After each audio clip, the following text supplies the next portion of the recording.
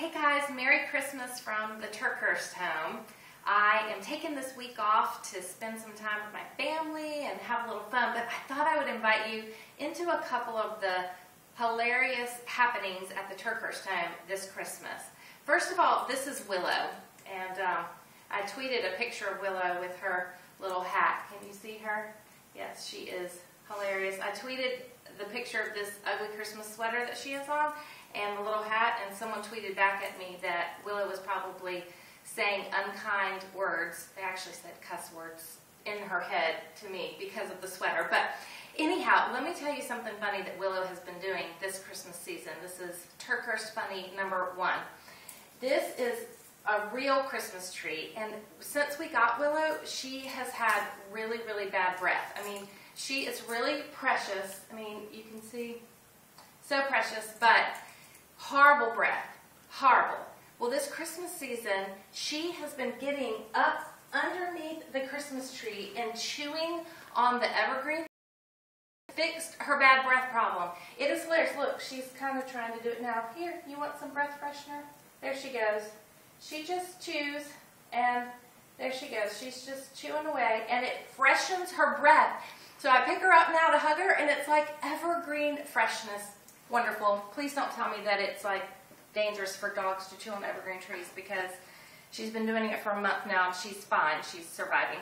Okay, the second thing is this is our Christmas card this year, and I wanted to sort of send a cyber Christmas card to you. But now let me tell you the story behind this Christmas card and why I seriously got on my kids' nerves this year. Because I wanted a Christmas card that had snow in it, but it usually doesn't snow this time of year in North Carolina. So last January, technically January 2011, there was a big humongous snow, and I brought all the kids outside and I said, we're taking a family picture in the snow. And I was so excited because I guess technically it is this year's picture that I used on the Christmas card. It was just taken a year ago. So that's Christmas Funny number 2 in the Turkhurst home. Now, here's another thing. My husband decided to get me a very special Christmas present this year. And he owns a Chick-fil-A, which I think most of you know.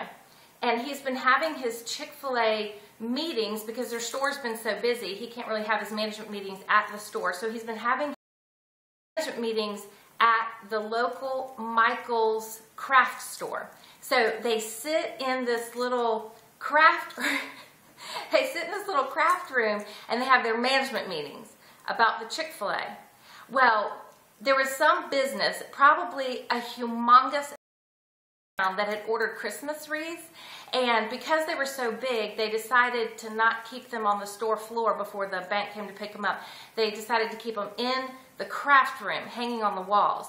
Well, each time my husband went in for a meeting, they had several meetings, he just became more and more enamored with these humongous wreaths. So I guess whoever this corporation was, a bank or whatever, when they came to pick up the wreaths, they left one behind, and my husband just had to have it.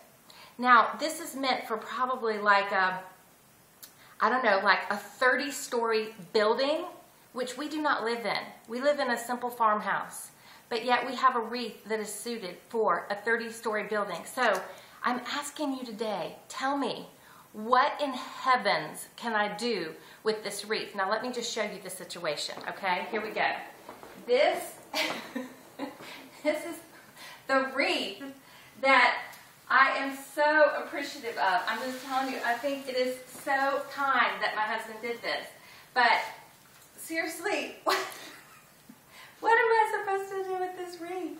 I mean, he wanted to hang it above our front door, but the thing weighs so much that unless we got space-age, like Velcro, it is impossible to hang it above the front door. Besides that, I would live in constant fear that someone would come knocking on our door to wish us the Merry Christmas, and it would fall, and it would seriously injure someone. So I would love for you to tell me your best ideas. I sort of thought about going on a little like Christmas Eve like adventure and taking the wreath, putting it in the back of the pickup truck, and then going to different people's houses and just putting it somewhere at their house, or if I could get in their house, and then tweeting the picture and just say you have been wreathed. So, I don't know, maybe you can tell me what you think about that idea.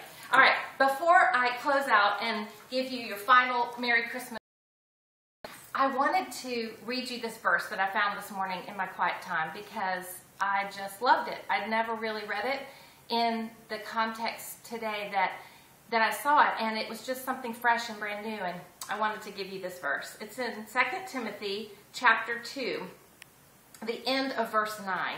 It says, "But God's word is not chained." And I was so inspired by this because sometimes our circumstances limit us. Sometimes the size of our house limits us, like if you have a wreath meant for a 30-story building. Sometimes our finances limit us. Sometimes our relationships limit us. And sometimes just hard times limit us. But God's word is never limited. I love that it says God's word is never chained. It's never held back. It's never rendered powerless. It's never rendered ineffective. God's word is alive and living and never to be chained. It can transcend no matter what you're facing this Christmas.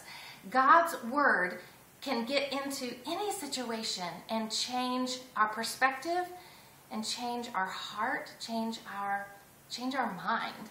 And so, as you go through this Christmas season, I know it's going to be busy, and you have your own Christmas crazies. I don't know if your dog is eating your Christmas tree to freshen his breath, or if your Christmas cards didn't turn out quite right, or your husband brings home a massive wreath, and you smile and appreciate it so much, because it really was so kind for him to think of me. But I don't know what you'll face this Christmas. I don't know what kind of Christmas crazies that you're having, but I want you to know, stay in God's word. Let God's word stay in you. And God's word will be powerful, will be effective. Merry Christmas from the Turkers.